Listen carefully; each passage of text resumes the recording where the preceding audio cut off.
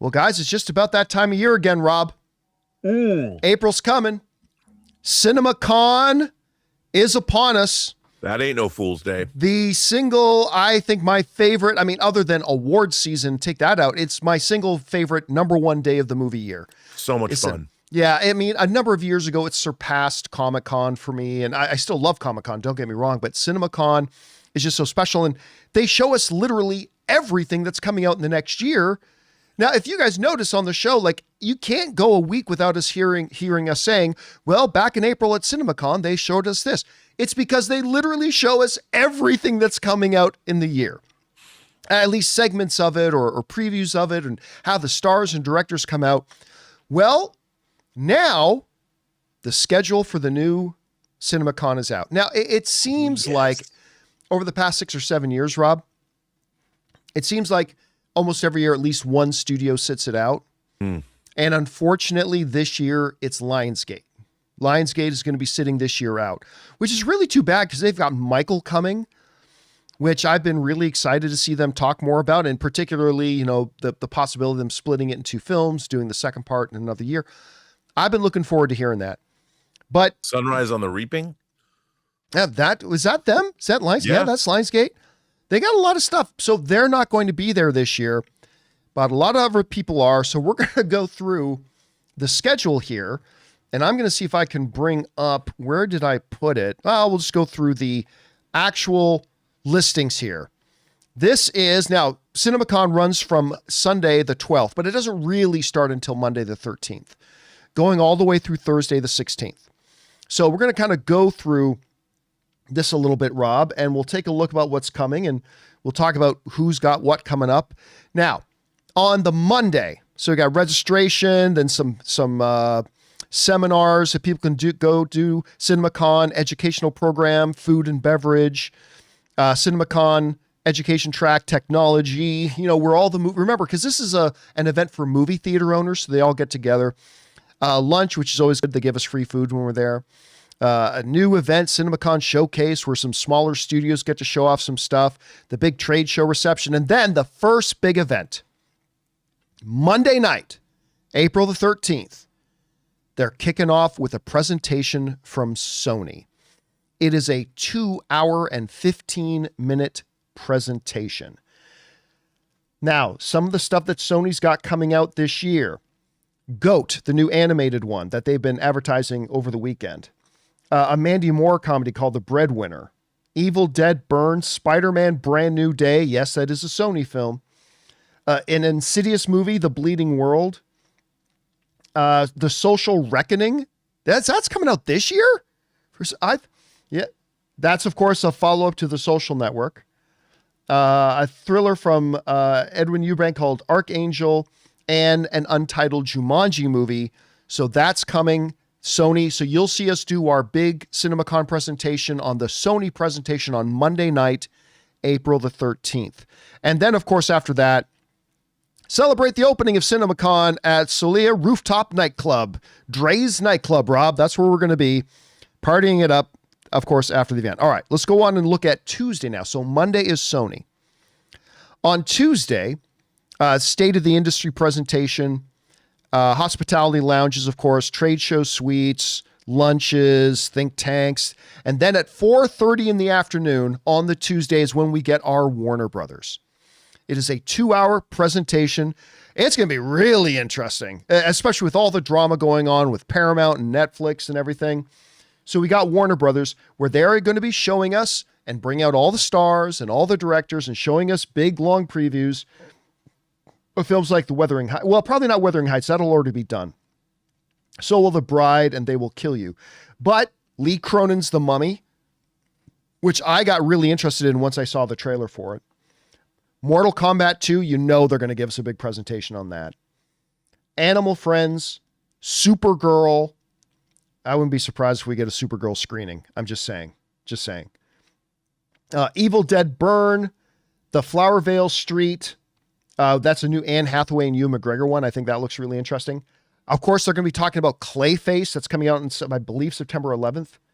Practical Magic 2, that new Tom Cruise movie, Digger, a new Cat in the Hat, The Great Beyond, and of course, Dune Part 3, one half of Doomsday. Warner Brothers presentation on Tuesday, April 14th is going to be a banger. Warner Brothers never disappoints. I mean, I just can't, I am bubbling with excitement about what they may be bringing us. So that's on Tuesday. They're going to be bringing probably a bunch of Oscars. And then the after party, Fandango is going to be sponsoring the poolside after party. Last year's poolside after party was really great. Fun. That was really a really good party. Yeah. Anyway, we get back over to it now as we move on to Wednesday, the 15th. On Wednesday, the 15th, we got our buffet breakfast, of course. Morning ballroom. Then at 9:30 in the morning, we have our first secret screening. Not so secret, but we don't know which one it is. A major studio screening. This screening is confirmed. Stay tuned for more details. Whether they let us know what the movie is or whether they don't, we'll find out. But I'm willing to put money that it's Supergirl. I'm willing to put money on it being Supergirl. Yeah, they did the full Flash presentation last year at CinemaCon. James Gunn gave a very long, robust Superman presentation, not just with a teaser and a trailer, but long behind the scenes montages, bringing all the cast out on stage. It was a really long presentation. I think it's going to be Supergirl because it's going to be done, all that kind of stuff. But it could be another studio, could be another movie altogether. But that's what we're starting off our Wednesday with, is a major secret studio screening. So let's keep going here. And then, of course, the hospitality lounges, trade shows, suites, lunches. Then at 4 p.m., Universal Studios comes out and does their presentation. They've got movies that they're going to be talking about, something like Super Mario, although I think that might be in theaters already by the time it hits. Anyway, You, Me, and Tuscany, which honestly kind of looks cute. It's got the girl from The Little Mermaid, Halle Bailey. I was Halle Berry, but anyway, mix it up all the time.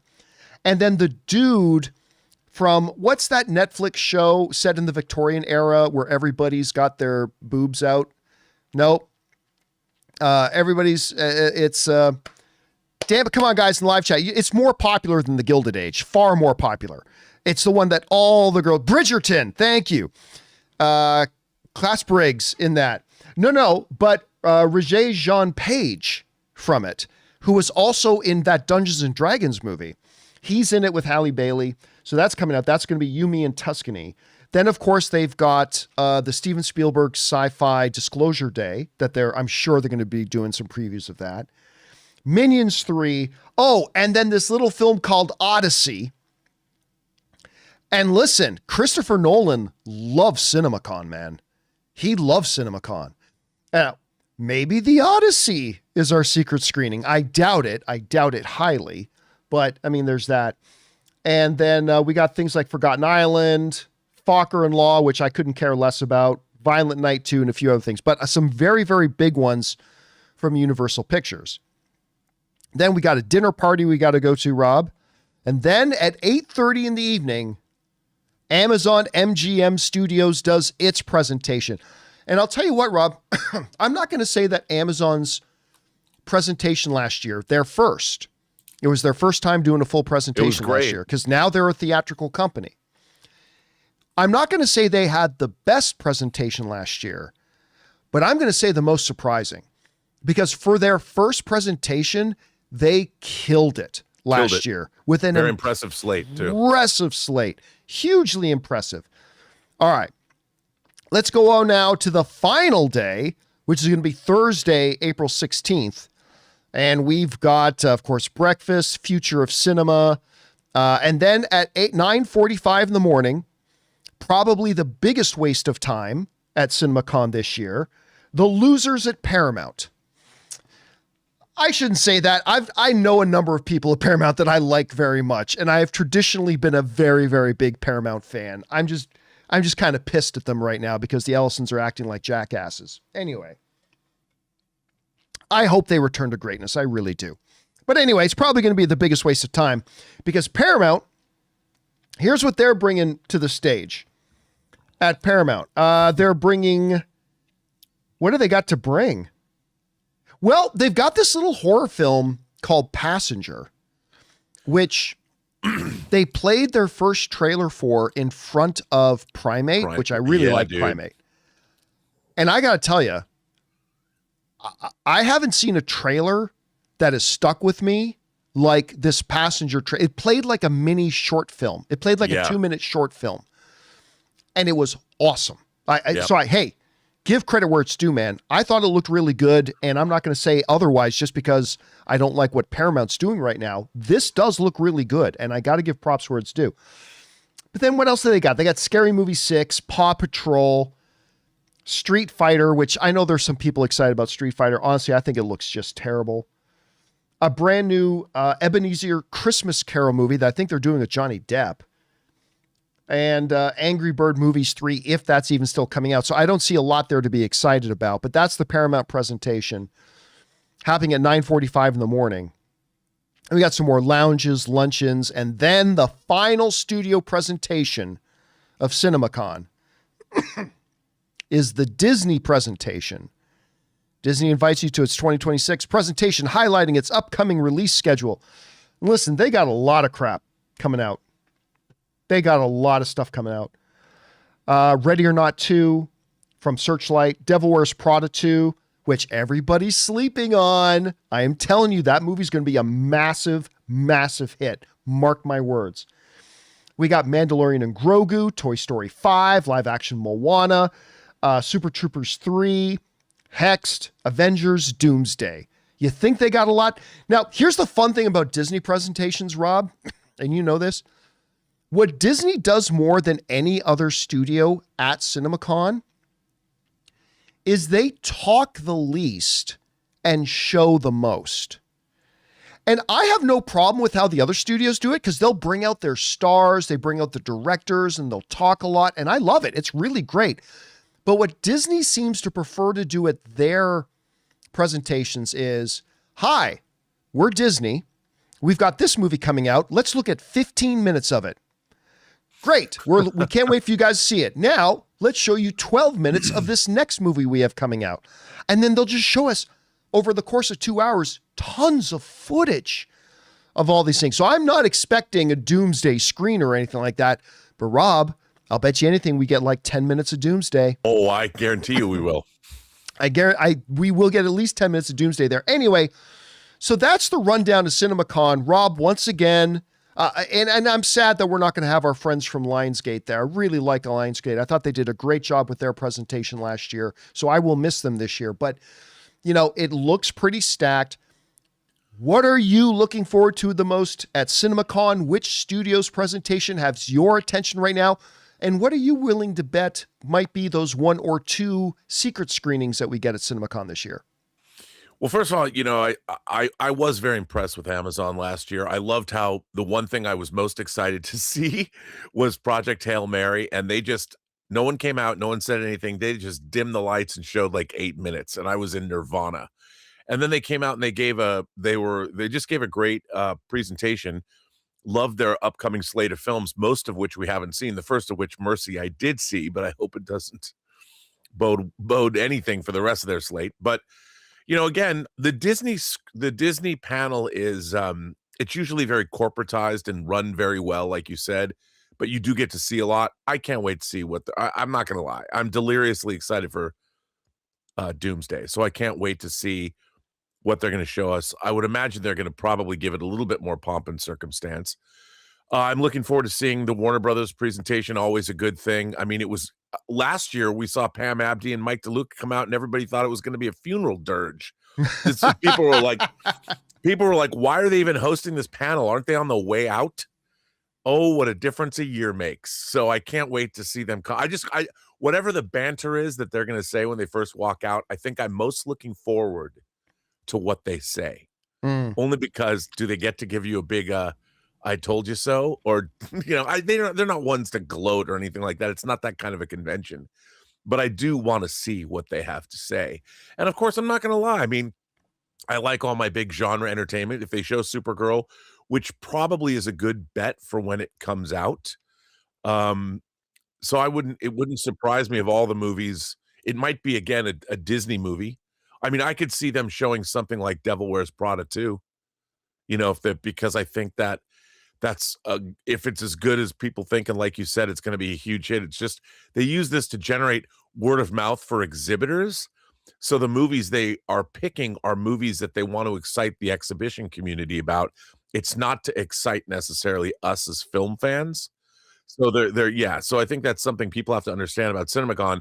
Comic-Con is a fan-run event, but CinemaCon is very much an industry event that is targeted to exhibitors, which I love because one of my favorite things about CinemaCon is talking to like mom and pop theater owners from the Midwest or in more rural areas and talking to them about the business and how they work it, and listening to them complain about the larger studios and stuff. And then they show all the new technologies. I love seeing the new chairs and the new projection systems and everything they've got. But I do think that again, the big names are fun to see what's coming out. I'm kind of disappointed, I will say, John, that there's no like Neon isn't doing a presentation, and there have been times like I saw Moonlight Daydream. I saw one year because I don't know if that was Neon, but somebody showed Moonlight Daydream. Maybe it wasn't Neon, but I like when some indie mini majors are coming. A24 isn't coming. I don't know if they've ever come, but other than that, look, whatever Universal shows is usually pretty great. Warner Brothers is usually pretty great. Disney is pretty great. So the big ones, I mean, Paramount doesn't have much I'm interested in, but certainly Warner Brothers, Disney, and Universal do. So, and they always usually put on, I mean, here at CinemaCon, the bigger studios usually put on the best panels. Although one year Universal's was kind of interminable. They had like 30 movies or something, and it was just god-awfully long. But I'm looking forward, the movies I'm looking forward to the most, Doomsday. I really hope they unveil a Doomsday marketing campaign. It'd be really cool. It'd be awesome if somebody from Warner Brothers and Disney come out. If they have like Florence Pugh come out, who's in both movies.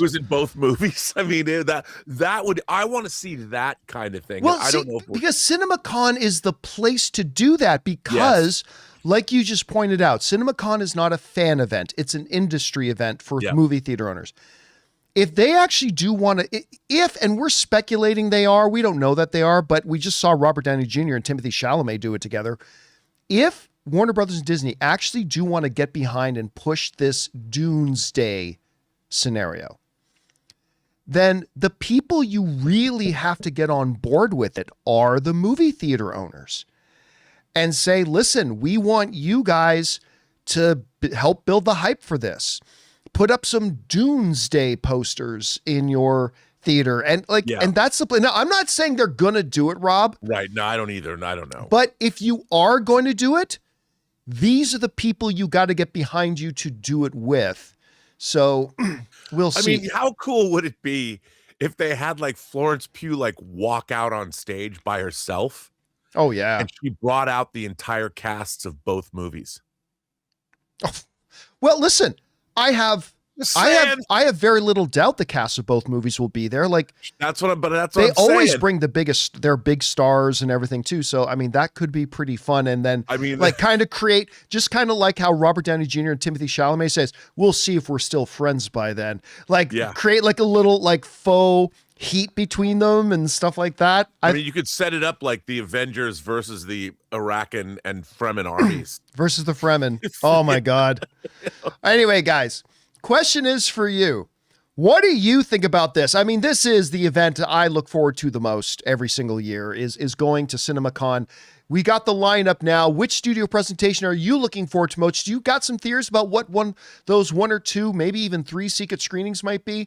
Whatever you guys think, jump down to the comment section below and let us know your thoughts. Hey guys, thanks so much for watching this video. Make sure you like the video, leave a comment, and subscribe to our channel. And don't forget, we have a daily podcast called the John Campea Show podcast, available on Apple Podcasts, Spotify, or your favorite podcasting app of choice. Go and subscribe to it today so it'll be there when you need it.